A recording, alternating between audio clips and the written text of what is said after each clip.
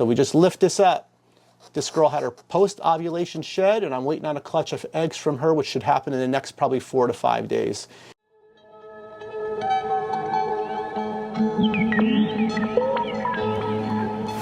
Hello, Morph Market. My name is Gary Scavino. I'm from GS Reptiles. I've been keeping and breeding reptiles now for over 40 years.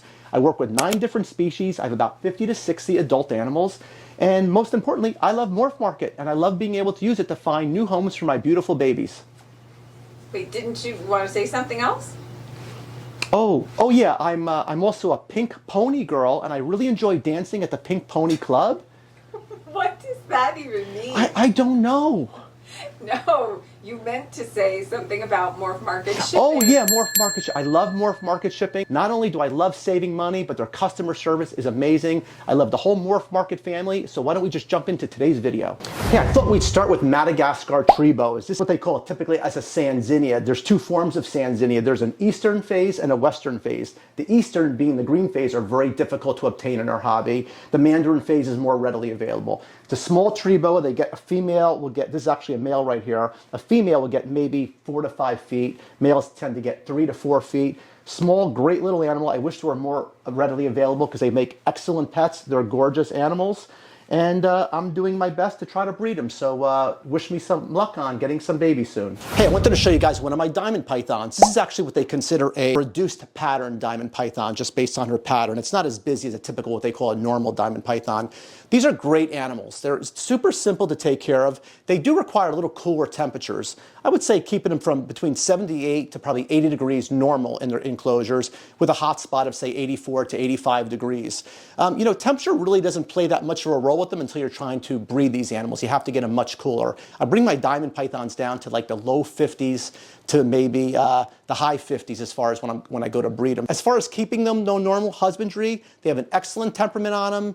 They're easy to keep. They feed really well. It's just when it comes down to breeding, they have to be kept much cooler. So if you ever considered if you keep carpet pythons right now, if you've been considering getting diamond pythons, I say make the leap. They're awesome animals. They're beautiful. And I think you'll find you will not have any difficulty in all keeping them. I wanted to show you guys one of my northern emerald tree boas. There's Amazon Basin emerald tree boas, which I'll show you shortly, and northern emerald tree boas. Northerns actually get much bigger. They're great animals. I mean, they're a little bit more for an advanced keeper. You have to pay closer attention to their heat and humidity requirements. They should always be minimally 65% humidity. But the reason I want to show you these animals, they always got a bad reputation in our hobby of being aggressive animals. Same with the green tree pythons.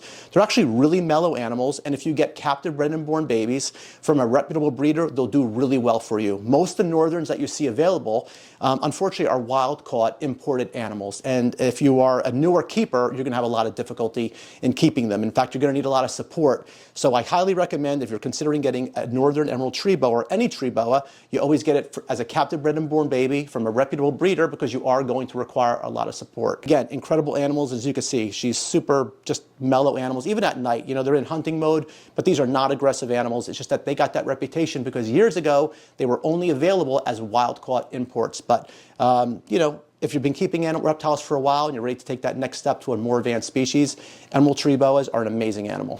Hey, so we just looked at the northern emerald tree boas. These are Amazon Basin emerald tree boas. Huge difference in price between these 2 animals, because northern emerald tree boas can still be collected. Wild-caught animals can be collected. Wild-caught Amazon Basins cannot be collected and brought into the United States. Therefore, it's supply and demand. The price is far more expensive. These are a great species to work with. Again, I wish their prices were much lower. Because they would be great in the hands of a lot more keepers. Very rewarding species, probably my most favorite species of reptile that there is. Females take about 6 years to reach sexual maturity. They do breed readily in captivity. They always don't have larger litters, which again, it makes up for the whole supply and demand. But if you have some experience under your belt, you've been keeping arboreals, you've been keeping just any reptiles for a number of years, and again, you want a more challenging species, a very rewarding, just mellow, as I refer to these as more spiritual animals. I cannot stress enough to contact a reputable breeder and try to get your hands on some Amazon Basin emeralds. Guys, this is a brand new project for me. I actually bought these as babies. These are 2024 babies produced by my friend Martin Roseman. So what are these? These are diamond Jungle Jaguar carpets, so jaguar carpets, really bright colored animals, but these are siblings to jaguars. They appear in the same clutches as a jaguar, but they refer to them as jaguar siblings. And guys, can you see how bright yellow and jet black these are? These are going to be an incredible project for me. I'm really excited about these. They probably get a female, probably gets to 6 to 7 foot range. A female will probably get to 5 to 7 foot. And again, these are diamond Jungle Jaguar siblings. Again, produced by my friend Martin Roseman at Martin Morelia. And just an incredible animal. I'm looking forward to breeding these in the next few years. And what they remind me of is the perfect jungle carpet. Super easy to keep, great pets, great temperament. I just wanted to show them off to you guys. Green tree pythons, they just wowed me. I've been keeping green tree pythons for over 25 years. Definitely my spirit animal, if you will. And that's a yellow yearling right there, and that is a red yearling right there. Green tree pythons, for many years ago, they got the reputation of being aggressive animals and difficult to keep. But again, just like with emerald tree boas, it was because they were only available as wild-caught, imported animals. And we've been able to breed these for many years now, many generations. They make incredible pets. They're hardy. They do really well. Again, you have to meet the right parameters of heat and humidity, but very rewarding animals. And we really do a great job of breeding in captivity right now. And speaking of breeding, I just had a female enter her nest box. I want to give you guys a sneak peek. Can you stand up here? And I just want to show you, this is pretty cool. So we just lift this up. This girl had her post-ovulation shed, and I'm waiting on a clutch of eggs from her, which should happen in the next probably 4 to 5 days. And what's really cool about that is from this same green tree python, this is going to be my 4th generation of green tree pythons if this female gives me a successful clutch of eggs. So I love green tree pythons. Hey guys, so I hope you enjoyed my mini collection tour today, and most importantly, I hope I showed you guys some species and turned you on to some species you never thought about keeping before or never considered before. So, hey, but before we go, this children's python is also gravid. A children's python is the 2nd smallest python species in the world, the first being the anthill python.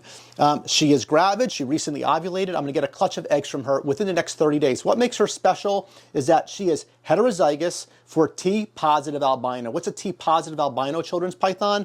If you think about a Carmel albino ball python being that type of albino, that's what a T-positive albino children's python is going to look like. So the male that was bred to her was also a het for T-positive albino. So in the clutch of babies, theoretically, I'm going to get possible hets, I'm going to get 100% hets, and I'm actually going to get visual T-positive albino. So thank you again. I hope you enjoyed today's, again, mini GS Reptiles tour.